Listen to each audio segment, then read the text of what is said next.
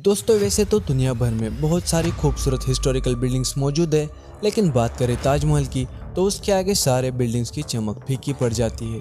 42 एकड़ में यमुना नदी के किनारे फैला ये ताज मुमताज के प्रति शाहजहां के प्यार को दर्शाता है। तो दोस्तों क्या आपको पता है ताजमहल का फाउंडेशन लकड़ियों के ऊपर बनाया गया है? क्या आप जानते हैं कि ताजमहल को दुनिया का 7वां अजूबा क्यों कहा जाता है? साथ ही उन 22 बंद दरवाजों का राज क्या है, या फिर ताज एक मकबरा ना होकर शिव मंदिर है? इस वीडियो में हम बात करेंगे ताजमहल से जुड़े कुछ ऐसे रहस्यों की जिसे शायद ही आपने पहले कभी सुना होगा, जिसको सुनने के बाद शायद आपका रिएक्शन कुछ ऐसा होगा। दोस्तों स्वागत है आप सबका नॉलेज हाउस की एक नई वीडियो में। दोस्तों 370 साल पहले बनाई गई इस खूबसूरत बिल्डिंग को बनाने के लिए करीब 20,000 लोगों ने दिन रात पसीना बहाया था, और वो भी 1 या 2 सालों तक नहीं, पूरे 22 सालों तक। और इसे आज भी निर्माण कुशलता का एक बेहतर नमूना कहा जाता है। हिस्टोरियंस का मानना है कि ताजमहल का निर्माण साल 1632 में शुरू होकर ताजमहल 1653 में बनकर तैयार हुआ।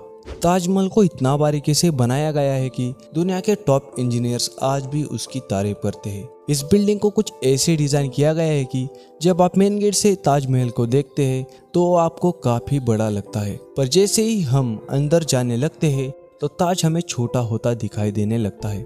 यह इतना शानदार इल्यूजन है कि देखना तो छोड़ो, सुनकर ही मजा आ जाता है। दोस्तों जिस जमाने में ताजमहल बनाया गया था उस जमाने में किले से बाहर निकलने के लिए खुफिया दरवाजे बनाए जाते थे जो इमरजेंसी में काम आते थे। ताजमहल में भी एक ऐसा दरवाजा है जो कहीं बाहर निकलता है, लेकिन ताजमहल के रहस्यमय तहखानों की तरह उसे भी शाहजहां के समय ही बंद करवा दिया गया। दोस्तों जहां बुर्ज खलीफा की फाउंडेशन बड़े बड़े स्टील से बनाई गई है, वहां ताजमहल की फाउंडेशन लकड़ियों से बनाई गई है। आपको ये बात मजाक लगे पर 100% सच है, बस वो कोई आम लकड़ियां नहीं थी।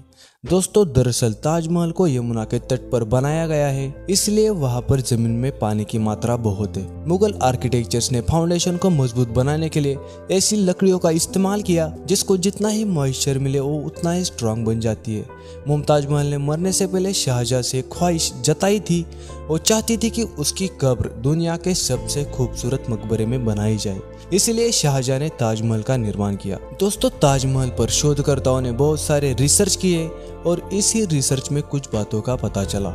रिसर्चर्स का मानना है कि ताजमहल जितना ऊपर दिखाई देता है उतना ही जमीन में गहराई से बनाया गया है। इसी रिसर्च के आधार पर उनका कहना है कि ताजमहल के नीचे 1000 से भी अधिक कमरे हो सकते हैं। कहा तो ये भी जाता है कि साल 1934 में वहां के एक स्थानीय निवासी ने दीवार पर एक छेद के जरिए तहखानों में बने उन कमरों को झांक कर देखा था। तो उस आदमी ने देखा कि उन कमरों में बहुत सारे स्तंभ पड़े हुए थे और उन स्तंभों पर हिंदू देवी देवताओं के शिल्प बने हुए नजर आ रहे थे, जो आमतौर पर एक हिंदू मंदिर में देखने को मिलते हैं, जिसे देखकर ये लगता है कि किसी ने हिंदू मूल को छुपाने का पूरा प्रयास किया था, या फिर ताजमहल में कुछ ऐसी चीजें हैं जो ताज को मिस्टीरियस बनाती है। वहाँ के स्थानीय लोगों का मानना है कि ताजमहल पहले एक हिंदू मंदिर था जो तेजो महालया के नाम से प्रसिद्ध था।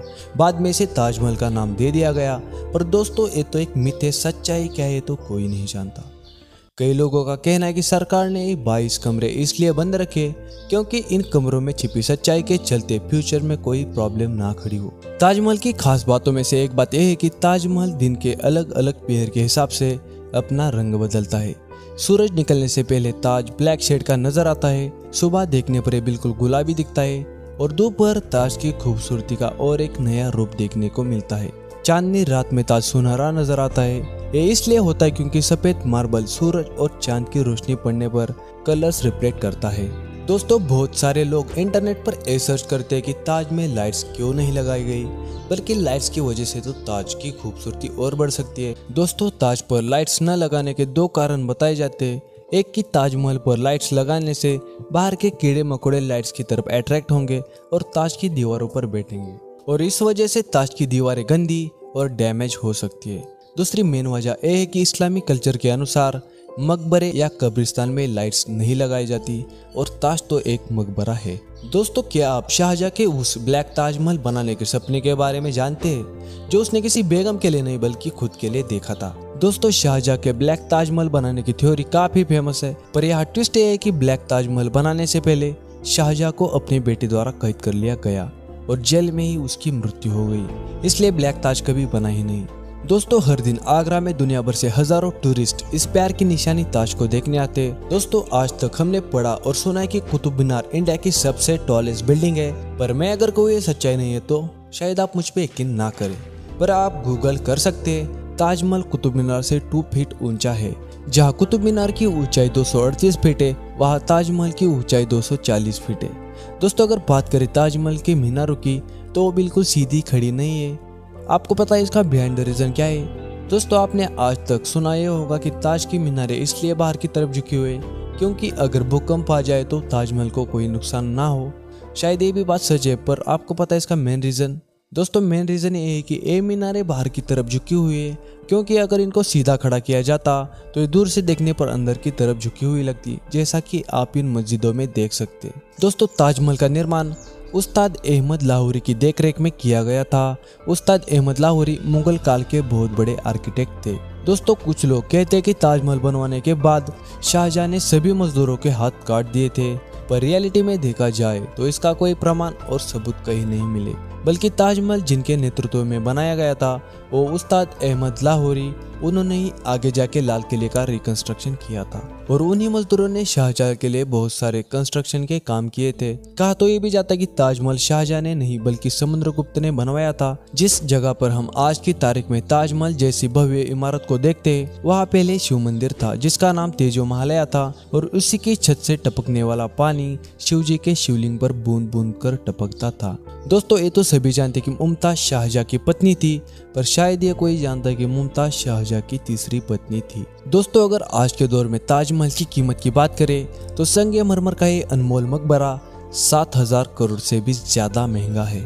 अगर आप कंपेयर करना चाहते हो इस प्राइस को तो मेरे दोस्त ये दुनिया की सबसे बड़ी बिल्डिंग बुर्ज खलीफा से 3 गुना ज्यादा महंगा है। इन्हीं सब खास वजह से ये खूबसूरत बिल्डिंग दुनिया का 7वां अजूबा है। ताजमहल को लेकर नई कहानी सामने आई है जिसके अनुसार ताजमहल के नीचे के तहखानों में कीमती खजाने हो सकते हैं, ऐसा कहा जा रहा है। लेकिन आर्कोलॉजिस्ट का मानना है कि इसके अंदर कई ऐसे दस्तावेज भी हो सकते हैं जो हमारे इतिहास तक को बदल सकते हैं।